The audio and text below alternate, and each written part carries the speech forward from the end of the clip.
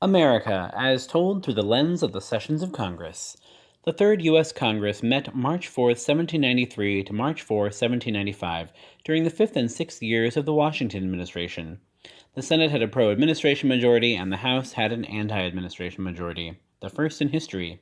Major events that happened during this time included the first patent of the cotton gin, which would lead to a greater demand in labor picking cotton in cotton fields, which plantation owners in the southern states supplied with more and more African slaves in bondage. Also, the Whiskey Rebellion, which was, in short, provoked when Alexander Hamilton levied a tax on whiskey. Nowadays, we're used to paying taxes on different kinds of products, and vice taxes are quite common, but this was the first tax on a domestic product to raise funds to pay off a debt, and the states didn't take too kindly to it, even going so far as to literally tar and feather a tax collector. Protesters wanted to loot the houses of the creditor class in Philadelphia and basically bring the French Revolution to the U.S., which had just had a revolution. Some were even talking about seceding and joining Spain or Great Britain, which they had just revolted against. Shit was fucking crazy. At one point, there were 7,000 militiamen marching in rebellion to the taxes, and George Washington, a sitting president, was leading an army of 13,000 men to face them on a horse.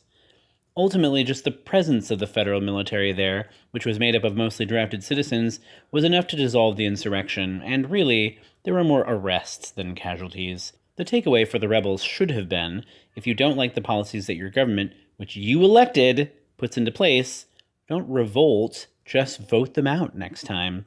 When the Federalists were voted out and the Democratic Republicans voted in, they just repealed the tax. Case closed. Major legislation included the Slave Trade Act of 1794, which was intended to outlaw the import of new slaves from Africa. They also ratified the 11th Amendment, which was the first amendment to the U.S. Constitution since the Bill of Rights passed. In short, this amendment gave immunity to state governments from being sued by private citizens, though there are always ways around this in certain situations. We also signed the Jay Treaty with Great Britain, which attempted to clear up some of the lingering problems left over from the Revolutionary War. Good for us. Major peeps included Veep John Adams again, Speaker of the House Frederick Muhlenberg again, shout out to John Brown, Senator from Kentucky, who was neither the John Brown who was the first man to be tried and convicted under the Slave Trade Act of 1794, nor was he the John Brown who led a murderous abolitionist rebellion to end slavery decades later at Harper's Ferry. This John Brown was just a guy.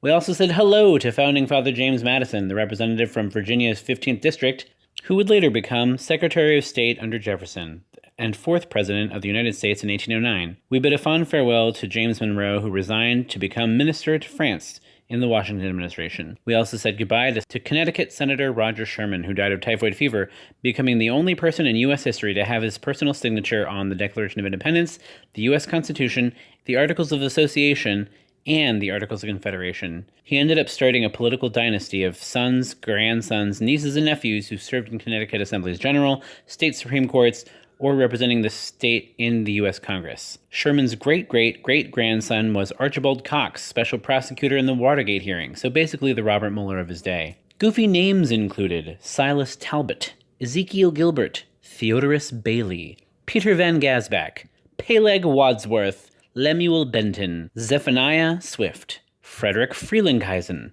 Okay, that's all for now. Like and subscribe below.